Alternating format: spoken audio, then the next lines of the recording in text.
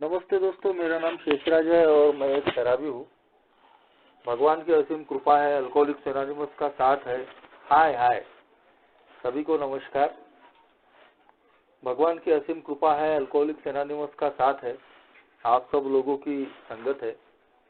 यही वजह है दोस्तों, आज भी मैंने शराब नहीं पी और एक बहुत ही बढ़िया जिंदगी आज मैं जी रहा हूँ दोस्तों। सबसे पहले तो बहुत बहुत धन्यवाद, आभारी हूँ ऑरेंज सिटी ऑनलाइन ग्रुप का, नागपुर का, और आप सभी भाइयों का जो दोस्तों पिछले 7 दिन मुझे आप सहन कर रहे थे। 7 डेडली सिंस जो हमारी 12 कदम 12 परंपराओं की बुक में जिक्र आता है दोस्तों, चौथे कदम में 7 घातक पाप। इस पर दोस्तों अपने अनुभव साझा करने का मुझे मौका मिला। और आज जो दोस्तों 7वां जो घातक पाप है,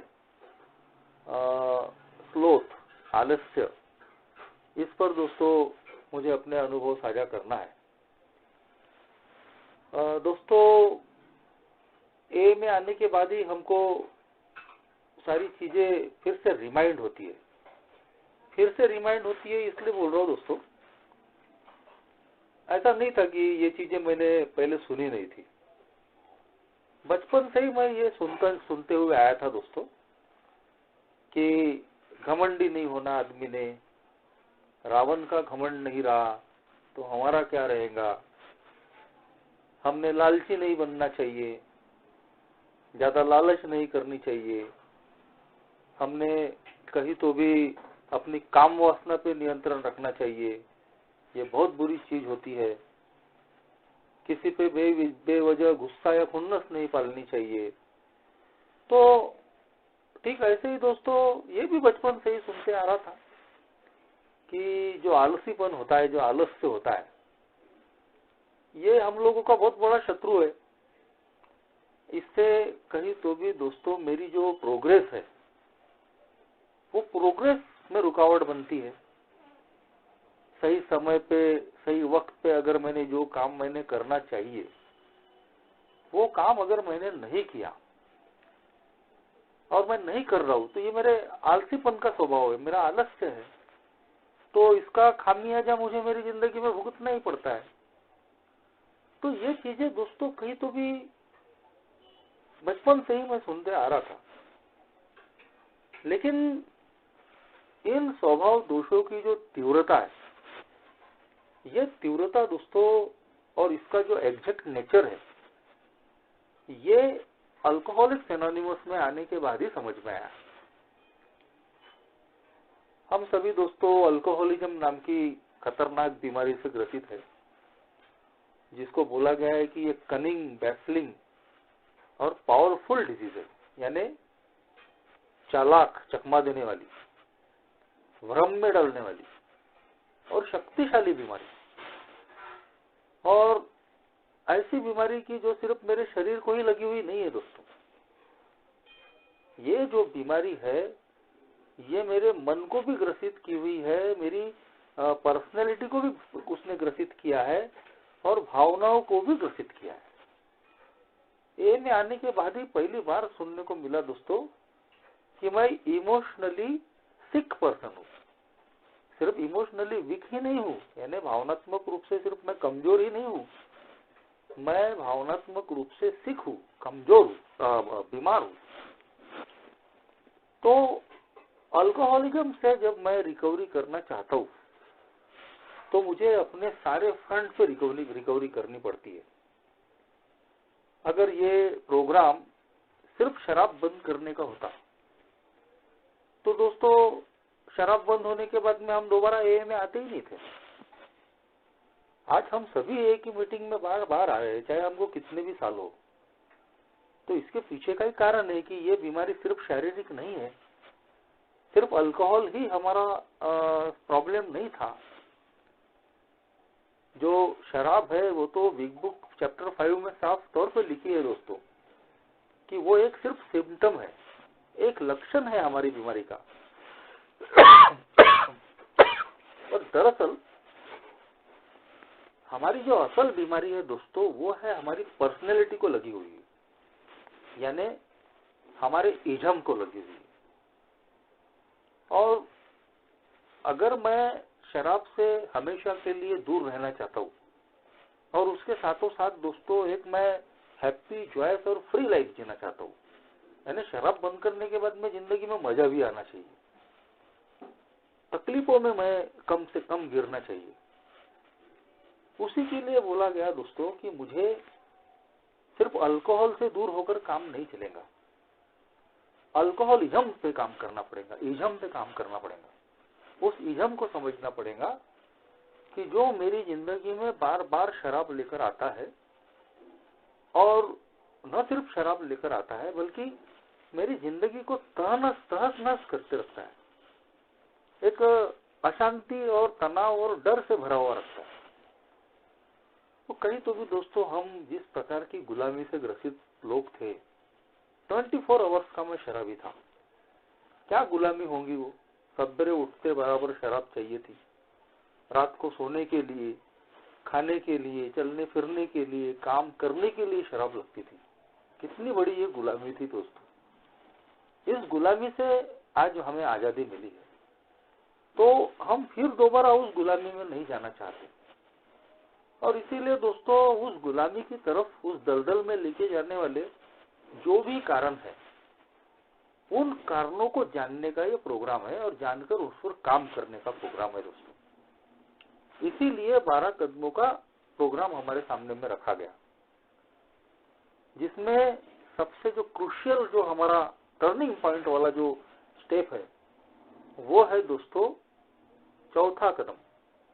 हमारे जहां हम अपनी नैतिक जिंदगी की छानबीन करते हैं, मोरल इन्वेंट्री, कि क्या हमारा किस प्रकार का चरित्र है, किस प्रकार के स्वभाव दोषों से मैं भरा हुआ हूं।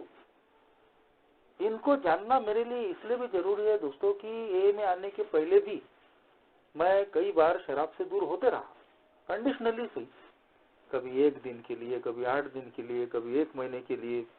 और 2003 में जब मैं बीमार गिरा था, मुझे टीबी हो गई थी, एक पांव से लंगड़ापन आ गया था, मैं 11 महीने बेड पे रहा था दोस्तों, हड्डियों का मैं ढांचा बन गया था, यानी पूरी तरीके से मरणशैया। लेकिन भगवान ने वहां से भी बचाया। इतनी भयानक परिस्थिति से निकलने के बाद भी 11 महीने के बाद जैसे मैं ठीक हुआ, वही मैं इंसान था कि मैंने सोचा था इसके बाद शराब नहीं पिएंगे, नई जिंदगी शुरू करेंगे।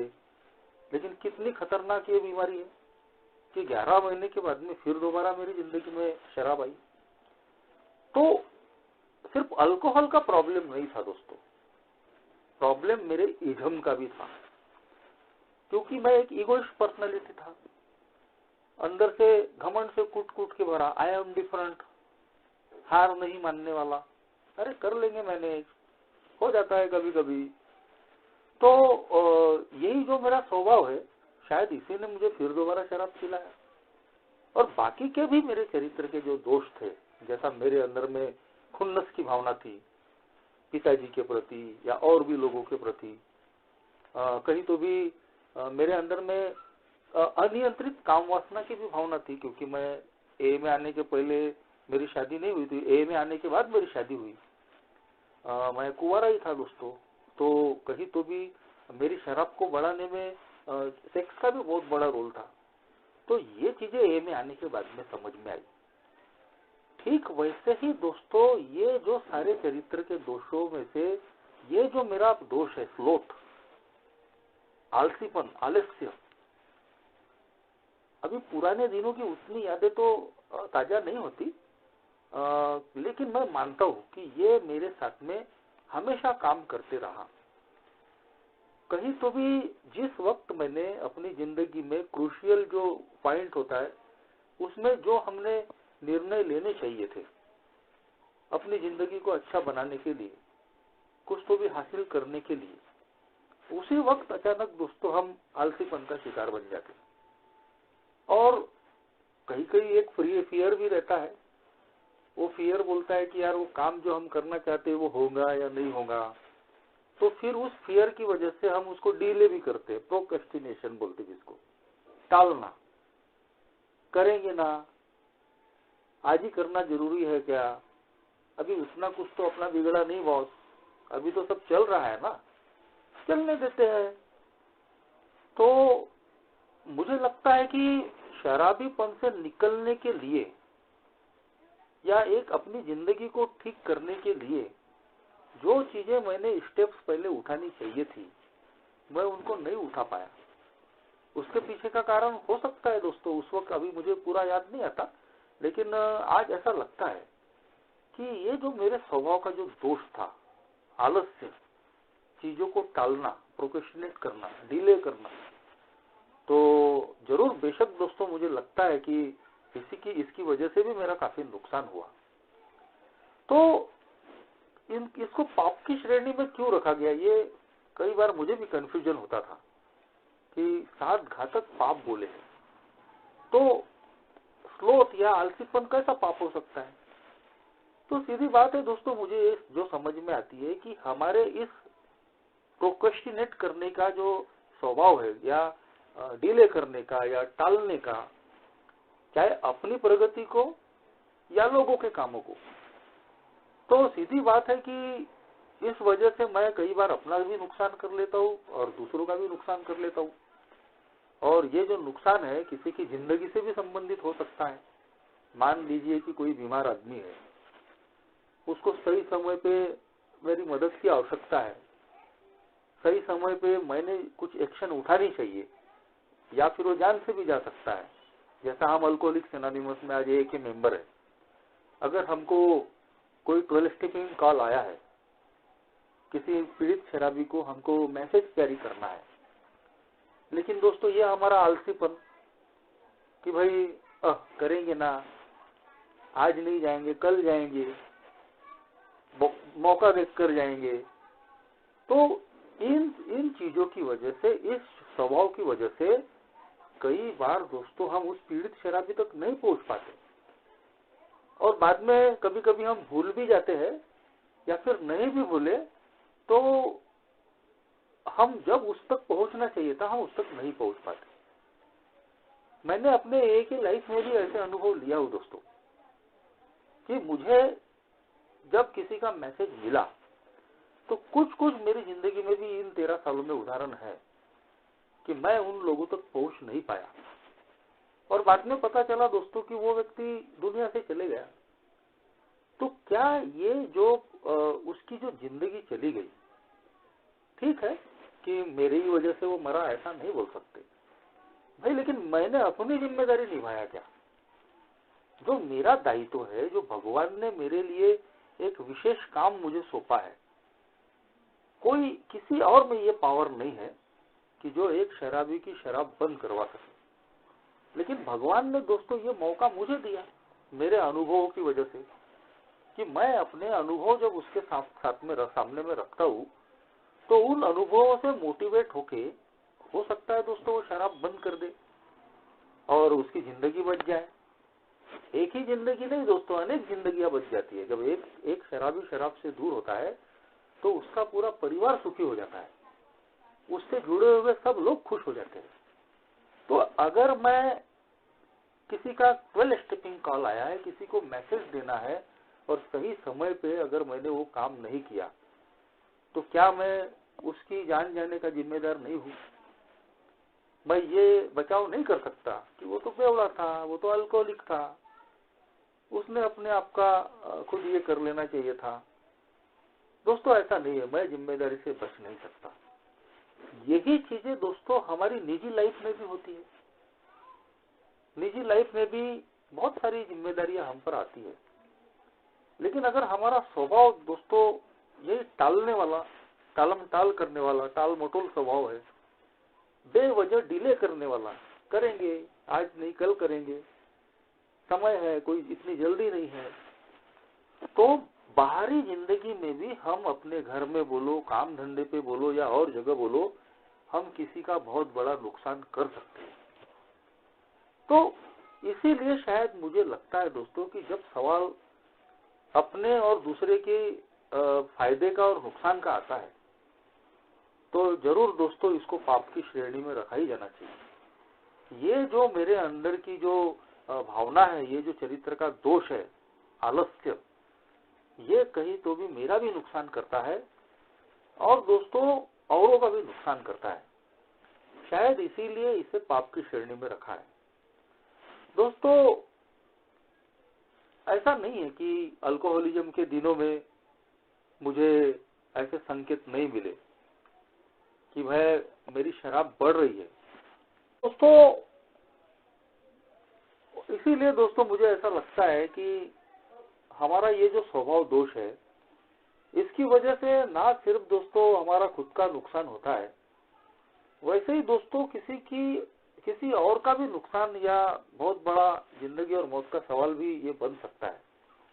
शायद इसीलिए दोस्तों इसको पाप की श्रेणी में रखा गया है।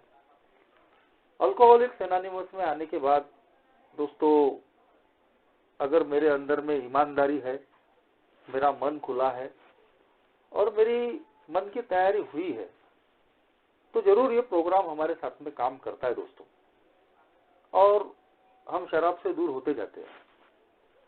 लेकिन शराब से दूर होने के बाद में बार बार रोज ही मीटिंगों में हमारे जो पहले आए हुए लोग हैं, वो अपने अनुभवों से बताते रहते हैं दोस्तों कि शराब बंद करने के बाद में ये प्रोग्राम खत्म नहीं होता। ये जो प्रोग्राम है शराब बंद करने के बाद में शुरू होता है। और इसीलिए अगर मैं आजीवन शराब से दूर रहना चाहता हूँ, प्रोग्राम वन डे के टाइम का है, प्रोग्राम को सिर्फ एक दिन के हिसाब से ही जीना है। लेकिन दोस्तों ऐसा नहीं है कि ए ने हमको कमिटमेंट करने नहीं बोले। हमारा एक गोल, हमारा एक उद्देश्य लाइफ में जरूर रहता है दोस्तों। कोई भी नहीं चाहेगा, मैं तो नहीं चाहूंगा कि मैं फिर दोबारा अल्कोहलिज्म की दलदल में जाऊं। तो जरूर ये प्रोग्राम मुझे आज के ही दिन प्रैक्टिस करना पड़ता है, लेकिन मेरी ये इच्छा तो जरूर है कि मैं फिर दोबारा शराब की तरफ में न जाऊं। और इसीलिए दोस्तों कहीं तो भी मुझे मेरे पहले आए हुए लोगों ने बोला कि ये प्रोग्राम शराब बंद करने के बाद शुरू होता है और अब आपको आगे के कदमों को लेना पड़ेगा, आगे के कदमों पे काम करना पड़ेगा। लेकिन मेरे साथ में क्या होता है दोस्तों कि मैं शराब से दूर होने के बाद में एक कहीं तो भी मेरी आर्थिक स्थिति थोड़ी अच्छी होने लगती है, लोगों की नजरों में मुझे मान सम्मान मिलना शुरू होता है और दोस्तों कहीं तो भी मैं गफलत में आ जाता हूँ। मुझे ऐसा लगता है कि बस हमारा काम खत्म हो गया है, अब आगे में मुझे अब कुछ भी करने की आवश्यकता नहीं है। और हम में से कई लोग सर्विस में आ जाते हैं, जैसा मैं भी जल्दी आ गया था। ए में आने के बाद में बहुत ही जल्दी मैं ए की सेवा में आया। 2 महीने के अंदर ही मुझे जिस ग्रुप को मैंने होम ग्रुप बनाया, वहाँ की मुझे चेयरमैनशिप मिली और वहाँ से जो ए के सर्विस में मैं इन्वॉल्व हुआ तो बहुत अच्छा लगता था दोस्तों। मन भी अच्छा लग रहा था और दूसरी बात नाम भी हो रहा था कि देखो यार, एक जमाने का ये शराबी आज लोगों की शराब बंद कर रहा है, यानी ए के बाहर भी नाम, ए में भी नाम कमा रहे, बहुत काम कर रहा है यार, बहुत अच्छा आदमी है, देखो ए में कितना काम कर रहा है। थोड़ी थोड़ी जो पूरी तरीके से मैं अपनी बदनामी कर आया था, लोगों का सोशल बॉयकॉट झेलकर आया था, तो जैसे मैं दारू से दूर हो रहा था तो लोगों ने फिर मान सम्मान करना शुरू कर दिया। कहीं तो भी बाकी चीजों में भी मेरी जिंदगी के मैं अच्छा महसूस करने लगा। तो मुझे ऐसा लगा कि अब और कुछ करने की जरूरत नहीं है। हम शराब से भी दूर है, घर का और आसपास का माहौल भी ठीक है, मान सम्मान भी मिल रहा है और ए में तो मैं लोगों की जान बचाने का काम कर रहा हूँ। तो इससे बेहतर और लाइफ क्या हो सकती है। तो कहीं तो भी दोस्तों मैं जो काम मेरे लिए ए ने बोला है, सिर्फ ये नहीं कि मैं दूसरों के लिए काम करूं, मैं दूसरों के लिए और अच्छे तरीके से तब काम कर सकता हूं कि जब मैं अपने सुधार पे भी काम करूंगा। अगर मेरी रिकवरी ठीक से नहीं रहेगी तो हो सकता है दोस्तों कि मैं पवित्र मन से लोगों के लिए भी काम नहीं कर पाऊंगा। और यही चीजें मैं अनुभव कर रहा था। रोज हर मीटिंग में कहीं तो भी जो ओल्ड टाइमर होते हैं हर बार अपनी शेयरिंग में बोलते थे चौथा कदम लेना पड़ेगा, अपनी हाउस क्लीनिंग करनी पड़ेगी, अपने चरित्र के दोषों को जानना पड़ेगा, आगे के कदमों को हमको लेना पड़ेगा, उसके सिवाय ये प्रोग्राम अधूरा है। लेकिन दोस्तों मैं जानबूझ के उसको सुनकर भी मैं अनसुना कर रहा था। और जो बताया मैंने कि कहीं तो भी हमारा ये जो डिले करने के पीछे, टाल मटोल करने के पीछे हमारा एक डर भी छुपा होता है, डर की भी भावना छुपी होती है कि जो काम मैंने करना चाहिए तो मैं उस काम को डर की वजह से भी टालता हूँ। कहीं तो भी मैं उस चीज का सामना नहीं करना चाहता। और खास तौर पे चौथे कदम की इन्वेंट्री तो एक ऐसी इन्वेंट्री है कि वो बड़ी हिम्मत वाली काम है, हिम्मत वाला काम है। तीसरे कदम पे जब तक मैं पूरी तरीके से मेरी समझ के ईश्वर के सामने में सरेंडर नहीं करता, अपने मन और जीवन को सौंपने की बात नहीं करता, तब तक दोस्तों मेरे अंदर का डर खत्म नहीं हो सकता। और इसीलिए तीसरे कदम के बाद ही चौथा कदम लिखा है। तो यही चीजें थी कि कुछ डर की वजह से मैं टाल रहा था कि यार कैसा करेंगे, फेस कर पाएंगे या नहीं पाएंगे। जो लोग बताते हैं कि भाई चौथा कदम लेने के बाद में, अपनी छानबीन करने के बाद में हमारा असली चरित्र सामने में आ गया, तो मैं अपने असली चरित्र को फेस करने की ताकत नहीं रखता था, मुझे डर लगता था। और शायद इसलिए भी मैं उसको टालना चाहता था। कौन लिखते बैठेगा, क्योंकि चौथे कदम को बोला गया कि लिखना पड़ेगा। अब साला ये और दिक्कत वाली बात कि नोटबुक बनाओ जी और फिर सब लिखो क्या क्या तुमने किया, अपना पूरा कच्चा चिट्ठा। वो एक डर कि लिखे तो लिखे कैसे, बड़े कर्मकांड करके मैं आया हूँ। और दूसरी बात कि अब ये जो लिखेंगे तो ये किसी के हाथ में पड़ गया तो क्या होगा। तो ये जो हमारा डर है ये भी हमको कहीं तो भी दोस्तों डिले, देर करने में और टालने वाली जो हमारी आदत है उसको बढ़ावा देने का काम करता। और ये मेरे स्वभाव से जुड़ी हुई है। स्लोथ, मेरा जो आलस्य है, करेंगे अभी तो क्या सब तो ठीक चल रहा है, दारू भी नहीं पी रहे हैं, बढ़िया लोगों की सेवा भी कर रहे हैं, नाम भी कमा रहे हैं, तो जिंदगी भर ये में रहना है यार, इतनी जल्दी करने की क्या आवश्यकता है, करेंगे आराम से। तो ये जो चीज है दोस्तों, इसका नुकसान किसको उठाना पड़ा। मैंने जितना इन कदमों को प्रैक्टिस करने में मैंने लेट की, तो उतना ही मैं जो ग्रेस ऑफ गॉड से मैं दूर रहा। बिल डब्ल्यू ने जो बिग बुक चैप्टर 5 अपना जो बिग बुक में पेज नंबर 8 पे विली की स्टोरी में, और फिर बाद में शायद पेज नंबर 25 में लिखा है, फोर्थ डायमेंशन वाली बात कि हमारे जीवन का चौथा आयाम। 3 डायमेंशन साइंस बोलता है, लेकिन एक स्पिरिचुअल वे से जब हम सोचते हैं तो अल्कोहलिक एनोनिमस की बिग बुक में 2 जगह बिल डब्ल्यू ने, हमारे जो को फाउंडर है, उन्होंने 2 जगह चौथे आयाम की बात की है, जिंदगी का चौथा डायमेंशन। और वो क्या है वो भी उन्होंने बताया। बहुत लोग कंफ्यूज करते हैं कि ये चीजें तो हमारे लिए सोचने लायक ही नहीं है, लेकिन मेरा ऐसा मानना है कि हम सबको ये जानना चाहिए कि programme one day at A time का है, लेकिन ए ने हमारे सामने में गोल क्या रखा है।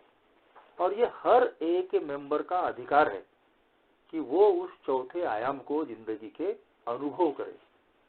वो जो जिंदगी का चौथा आयाम है, 4th डायमेंशन है, वो दोस्तों हम फिजिकल सेंस से उसको अनुभूति नहीं कर सकते। हम सिर्फ उसको यानी एक स्पिरिचुअली उसको अनुभव कर सकते। तो बिल डब्ल्यू साहब ने पेज नंबर 8 बिग बुक में लिखा है दोस्तों कि मैं एक हैप्पीनेस, पीस ऑफ माइंड और यूजफुलनेस की जो फीलिंग है उसको मैं जानने वाला था अपनी जिंदगी में। मगर कब, जो पेज नंबर शायद 24 या 25 में लिखा है, जब मैं इन कदमों को प्रैक्टिस करता हूँ। जब तक मैं 12 कदमों पे चलूंगा नहीं, इनको प्रैक्टिस नहीं करूंगा, तब तक दोस्तों मेरी जिंदगी में ये अनुभूतियां, ये स्पिरिचुअल एक्सपीरियंसेस नहीं आने वाले। और अगर मैं ए ने जो मुझे गोल दिया है एक हैप्पी, जॉयस और फ्री लाइफ का, कि सिर्फ शराब से दूरी नहीं, शराब से दूरी के साथ साथ मैं मेरे पहले आए हुए जो मेरे फाउंडर मेंबर है ये जो मुझे देना चाहते हैं, लिखा है दोस्तों बिग बुक में कि अगर आप वो पाना चाहते हो कि जो हमने पाया है, तो इस पे आपका अधिकार है और ये आपको जरूर मिलेगा। लेकिन कब मिलेगा? जब मैं इस प्रोग्राम को प्रैक्टिस करूंगा। हमारे 12 प्रॉमिसेस के बारे में हम सबने सुना है दोस्तों। अल्कोहलिक्स एनोनिमस में ये हमारे लिए वादे किए गए हैं, और लेकिन ये वादे कहाँ लिखे हुए हैं? बिग बुक में जब 9वें कदम के बाद में ये वादे लिखे गए हैं। यानी जब 1 से लेकर 9 कदम तक हम अपनी जिंदगी में प्रैक्टिस करते हैं इन कदमों को, उसके बाद दोस्तों ये जो एक जो वादे हैं, ये हमारी जिंदगी में उतरने, कभी पहले कभी धीरे धीरे ये उतरने शुरू होते हैं। तो सीधी सीधी बात है, चाहे वो जिंदगी के चौथे आयाम को अनुभूति करने की हो या फिर 12 प्रोमिसेस अपनी जिंदगी में उतरने की, वो तब तक नहीं उतरेंगे दोस्तों जब तक हम इस प्रोग्राम को प्रैक्टिस नहीं करेंगे। अगर मुझे ये लग रहा है कि मैं तो दारू का प्रॉब्लम लेके में आया था, मेरी दारू बंद हो गई, बात खत्म। अभी दारू भी बंद हो गई, हेल्थ भी अच्छी हो रही, घर परिवार में भी खुशहाली है, पैसा भी मैं कमा रहा हूँ, मान सम्मान भी मिल रहा है। अब लोगों की नजर में तो मैं मसीहा बन गया हूँ कि देखो ये तो लोगों की दारू छुड़वा रहा है। एक जमाने में दारू पी के पड़े रहता था, मुंह में मक्खियां घूमती थी, और आज देखो तो लोगों की दारू बंद करता है। अब मैं इसी में अगर खुश रह गया तो दोस्तों ए ने जो मुझे वादा किया है देने का, वो शायद मैं नहीं पा पाऊंगा। तो मेरे जैसा व्यक्ति क्यों नहीं चाहेगा दोस्तों कि उसकी जिंदगी में खुशियों के पल आए, उसको मन की शांति मिले, उसकी जिंदगी एक उपयोगी जिंदगी बने, जो बिल डब्ल्यू ने लिख कर रखा है। हम सब चाहते हैं, लेकिन उसी के लिए दोस्तों इस प्रोग्राम को प्रैक्टिस करना जरूरी है। तो शुरुआत के 4-5 साल जो मैंने इस स्टेप वर्क पे काम नहीं किया, जो मैंने इसे डिले किया, टालते रहा, टाल मटोल करते रहा, तो उसका नुकसान किसको उठाना पड़ा? इसका सीधा नुकसान दोस्तों कहीं तो भी मुझे उठाना पड़ा। मैंने अपनी आध्यात्मिक प्रगति को रोक कर रखा था, जिसकी वजह से मेरे स्वभाव में कोई बदलाव नहीं आ रहे थे। जी, इसमें इसके पीछे कौन था? इसके पीछे ये जो मेरे स्वभाव का जो दोष था, स्लोथ, आलस, आलसीपन, जो मुझे अपने जो काम मुझे करना है उसको वो टालने में बाध्य कर रहा था। टालो, डिले करो, करेंगे आज नहीं कल करेंगे, कभी तो करना ही है ना, इसलिए कौन सी गड़बड़ पड़ी है, आराम से करेंगे। आखिर इन चीजों की वजह से ही दोस्तों जो ए ने मुझे वादा किया था मैं उससे दूर हो रहा था।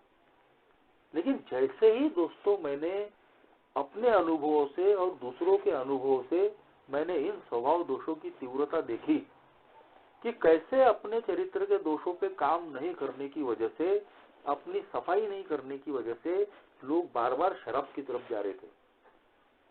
सिर्फ शराब की तरफ नहीं जा रहे थे, कुछ लोग नई शराब की तरफ जा रहे थे, नई शराब पी रहे थे, लेकिन उनकी जिंदगी ए में आने के बाद, शराब से दूर होने के बाद भी तमाम प्रकार की तकलीफों में थी। और उसके पीछे में कई तो भी ये चरित्र के दोष थे। कोई अपने घमंड की वजह से दोस्तों अपने ही घर में फसाद पैदा कर रहा था, अच्छे खासे घर टूट रहे थे, फिर शराब पी रहे थे। कोई दोस्तों अपने काम वासना पे नियंत्रण नहीं होने की वजह से, अनैतिक संबंधों की वजह से बार बार शराब की तरफ में जा रहे थे, या फिर किसी न किसी मुसीबत में फंस रहे थे। वैसे ही दोस्तों अपने लालची स्वभाव पे काम नहीं करने की वजह से लोग इजी मनी के चक्कर में शराब पी रहे थे। तो कुछ लोग इन चरित्र के दोषों पे काम करने की वजह से, नहीं करने की वजह से शराब की तरफ में जा रहे थे। कुछ लोगों ने सुसाइड कर लिया। मेरे खास दोस्तों को मैंने खोया हूँ दोस्तों। मेरा एक लंगोटिया यार, जिसको 3 साल मैंने लाना ले जाना किया, आखिरकार उसने शहर के तालाब में आत्महत्या कर दी।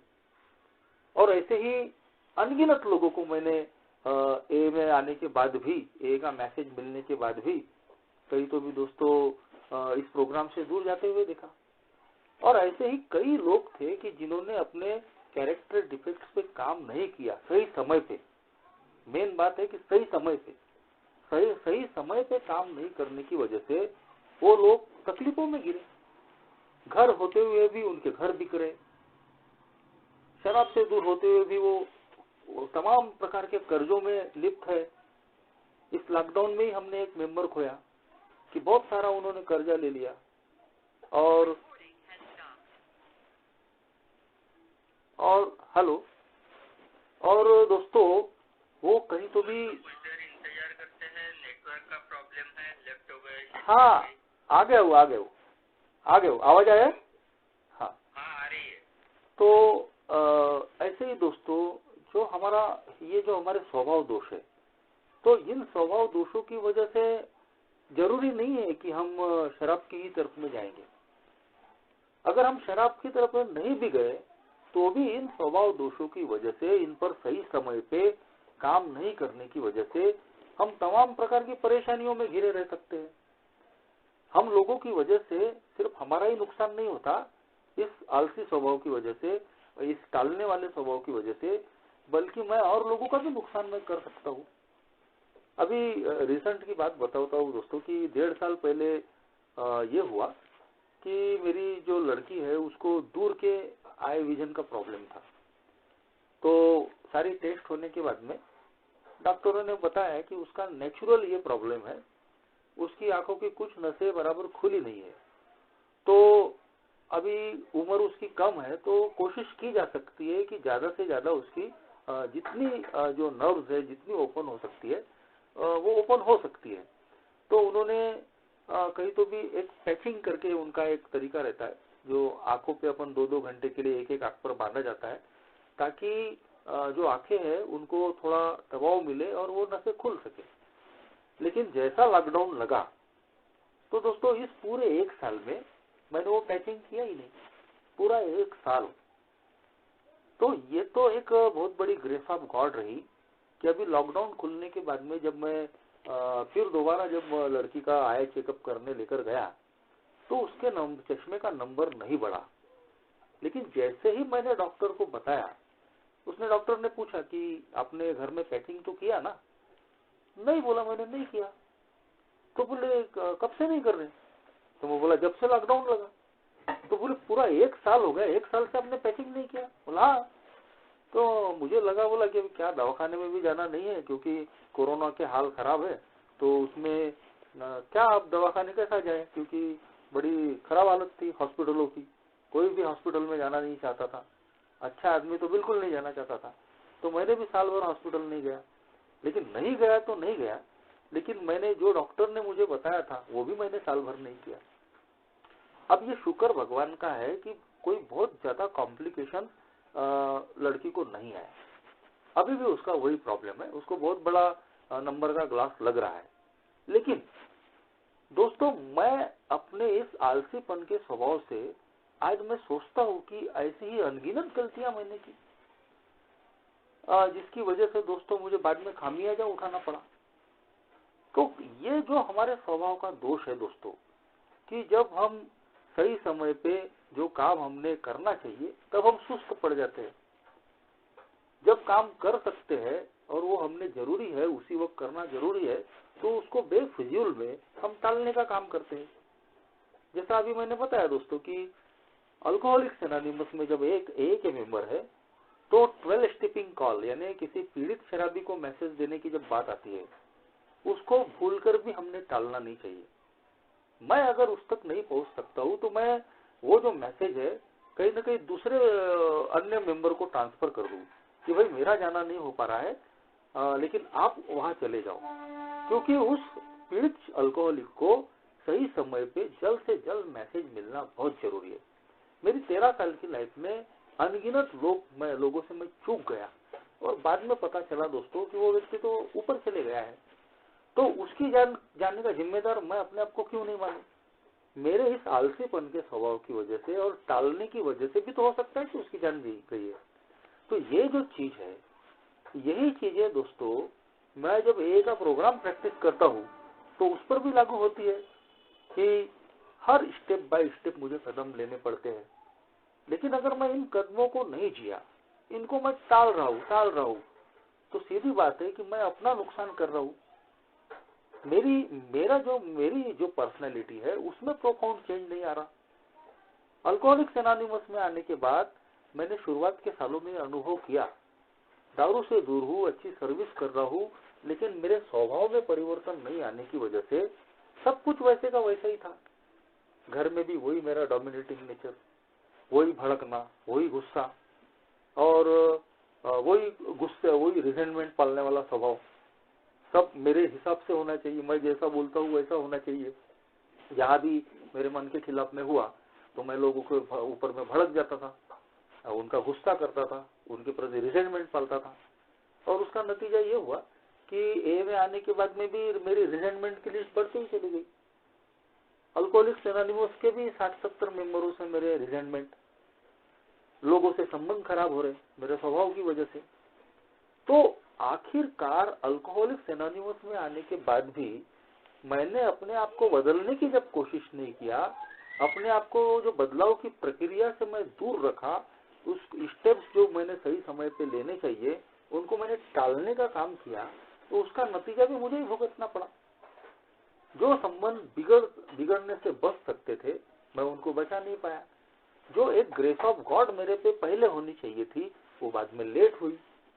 अभी भी दोस्तों बहुत सारी भरपाइयां मेरी बाकी है।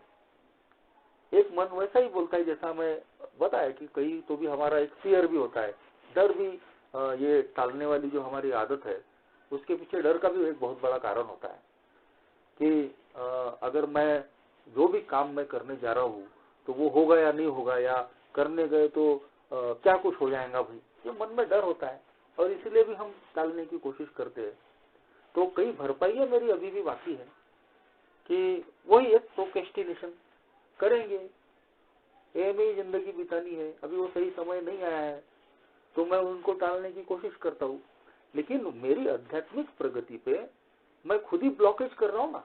जो बोलते हैं में लिखा है दोस्तों कि हमारी प्रगति का सबसे बड़ा कोई दुश्मन होगा तो वो हम है, और हमारी प्रगति में रुकावट बनने वाली अगर कोई चीजें होंगी तो वो है हमारे स्वभाव के दोष। और इसमें भी सबसे बड़ी अगर रुकावट करने वाला कोई दोष है तो वो है दोस्तों ये हमारा स्लोथ, आलस्य, कि जो काम जब सही समय पे हमने करना चाहिए उस समय हम नहीं करते हैं, उसको टालते रहते हैं, उसको डिले करते रहते हैं और उसका खामियाजा हम खुद भी भुगतते हैं और दूसरों को भी उससे परेशानियां भुगतनी पड़ती है।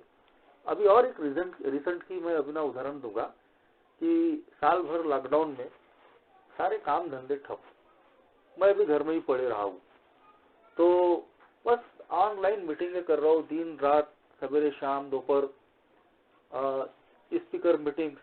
कई लोग बोलते हैं कि भाई किसी ने जितनी मीटिंग नहीं किया होगा तो उतनी मुझे इस फेलोशिप ने स्पीकर मीटिंग का मौका दिया। सब ठीक है, लेकिन दोस्तों जैसा लॉकडाउन खुला, धीरे धीरे खुल रहा है, तो जब लोगों के काम आने लगे, कुछ पेंडिंग काम भी थे, पता नहीं ये जो मेरा आलसीपन है, ये जो आलस्य जो मेरा स्वभाव है वो मेरे पर हावी होने लगा दोस्तों। और मैं एक तो साल भरे से कोई काम मैंने किया नहीं और अब अच्छे से काम आ रहे हैं तो मेरी जिम्मेदारी थी, ये मेरे लिए भी अच्छा था कि अब काम करने का मौका मिल रहा है। साल भर हमने काम नहीं किया, अभी काम आ रहे हैं, या पुराने हो या नए, तो मेरा क्या दायित्व बनता है कि वो काम जो आए हैं उनको मैं पूरा करूं, निभाऊं।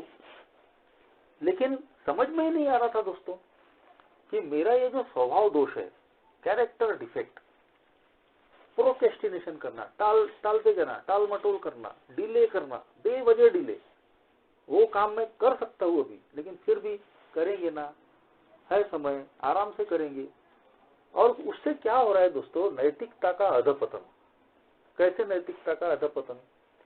जिनका मैंने काम लिया, अगर उनका काम मैं सही समय पे नहीं कर रहा हूँ और वो अगर पूछ रहे हैं तो फिर मैं उनसे झूठ बोल रहा हूँ।